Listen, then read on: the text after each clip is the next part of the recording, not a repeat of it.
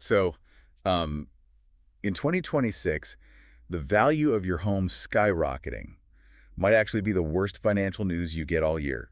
Welcome to the deep dive. Yeah, it's definitely a wild time right now. It really is. Usually when we talk about the ground shifting beneath your feet, it's this slow geological process. You Yep. don't really feel it until you look back a decade later. Right. But today is March 14, 2026, and if you own a home, run a business, or even just pay rent in Indiana, specifically the Indianapolis, Marion County, or Hamilton County areas, the financial ground beneath you is fundamentally shifting right now.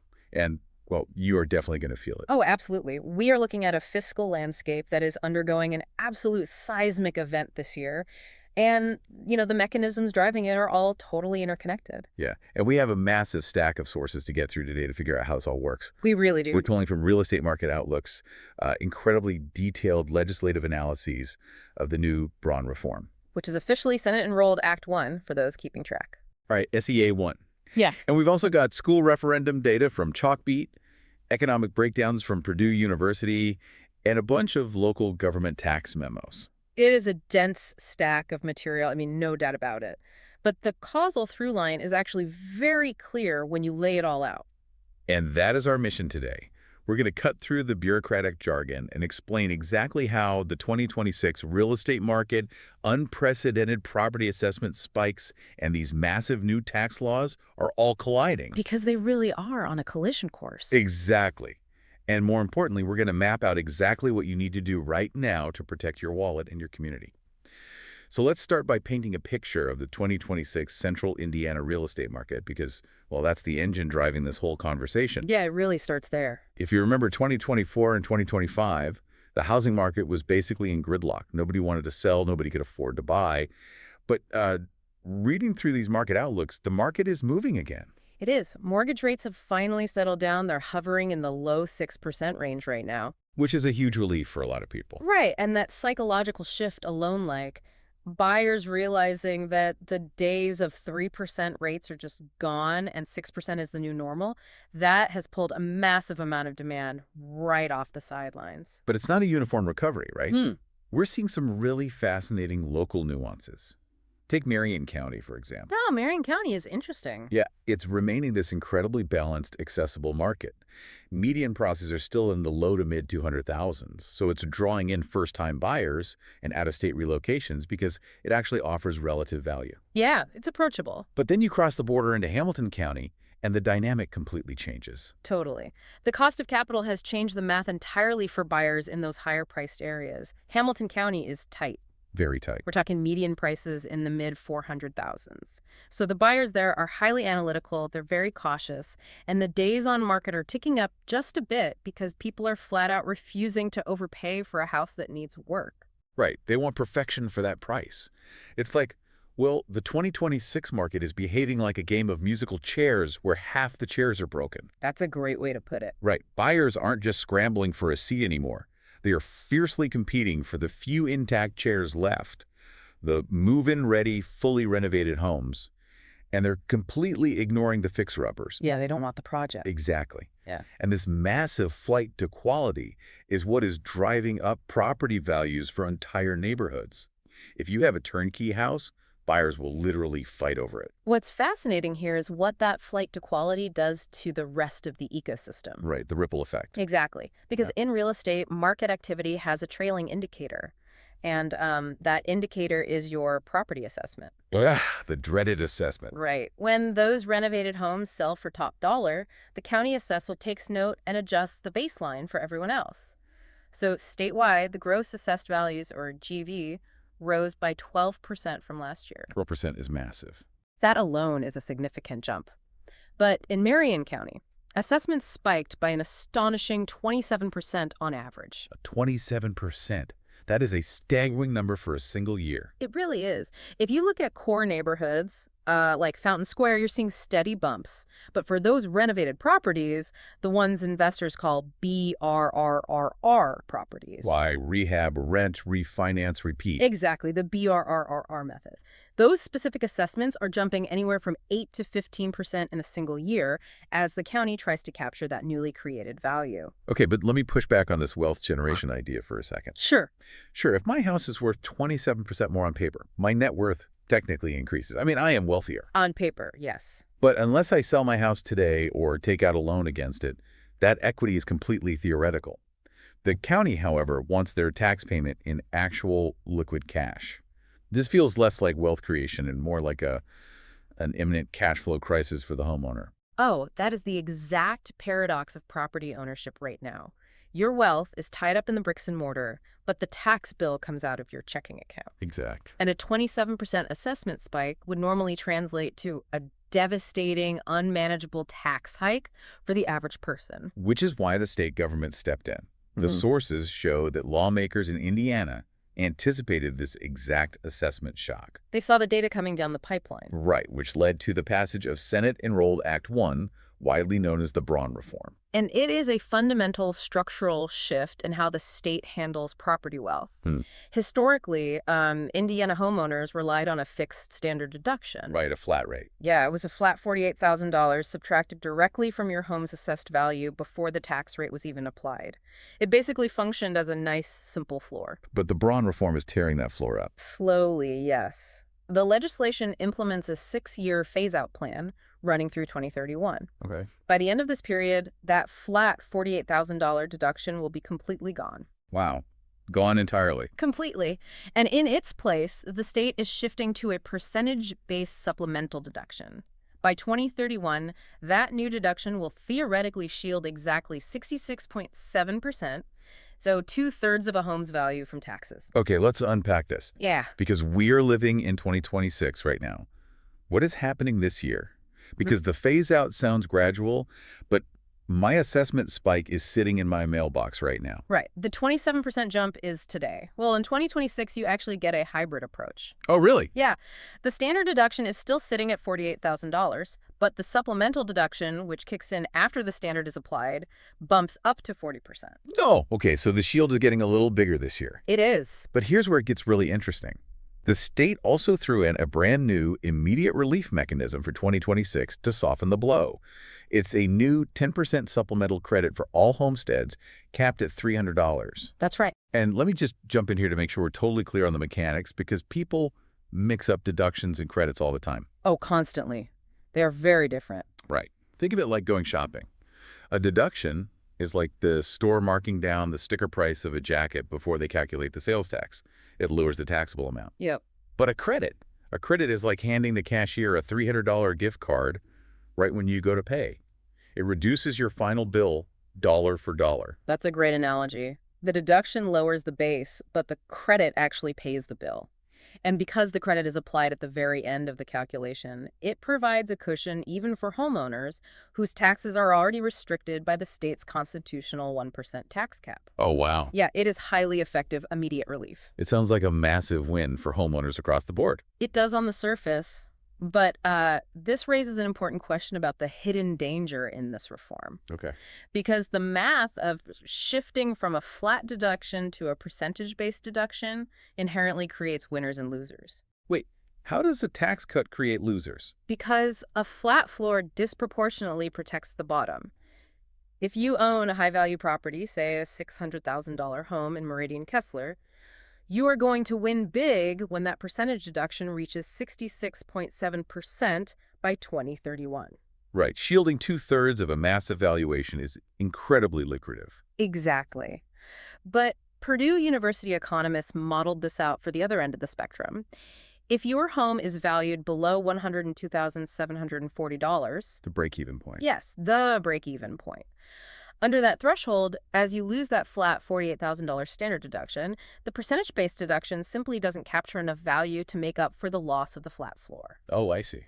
So by the end of this phase-in, owners of those modest homes might actually see their taxable assessments increase. Wow. So the very people who might be struggling the most with inflation, the people living in modest entry-level homes, could end up footing a larger portion of the bill simply because the mathematical mechanics of the deduction changed. Exactly. Now, recognizing that this changing math could hurt vulnerable populations, the law does attempt to build in some specific targeted protections. Okay, that's it. They are actively converting a lot of the old deductions into direct credits for seniors and veterans. Which, as the gift card analogy highlights, is much more powerful. Much more powerful. For seniors, the old deduction is gone. In its place is a new $150 credit.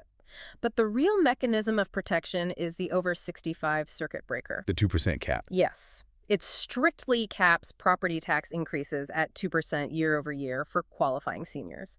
And crucially, lawmakers completely removed the assessed value caps for senior eligibility. Oh, wow.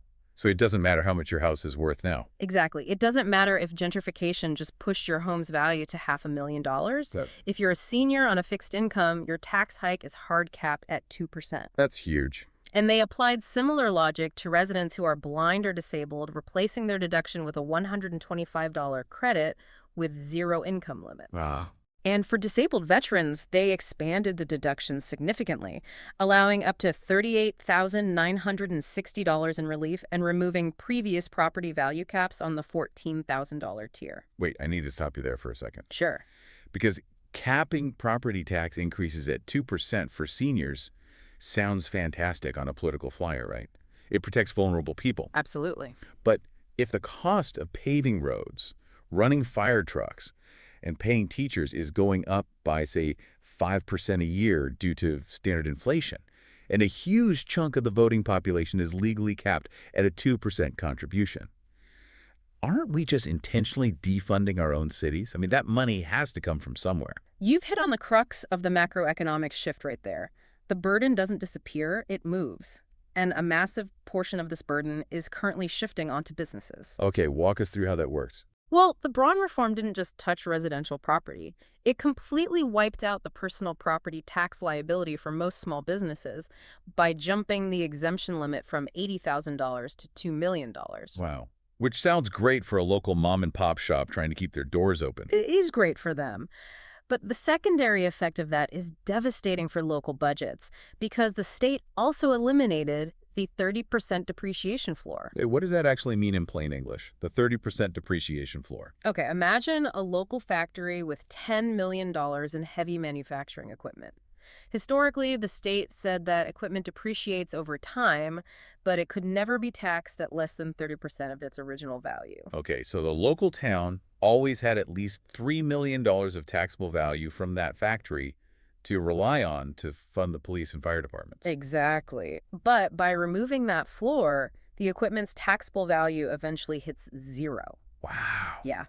That creates a massive long-term revenue hole. So local governments are losing residential tax revenue from the homeowner caps, and they're losing small business tax revenue from the depreciation changes. Which is exactly why that 27% assessment hike in Marion County commercial real estate is so pivotal. The tax burden is shifting heavily onto large commercial and industrial players to fill the gap. Are the large industrial players going to be able to handle that kind of tax burden? I mean, for now, yes. The industrial sector in Indianapolis is incredibly resilient.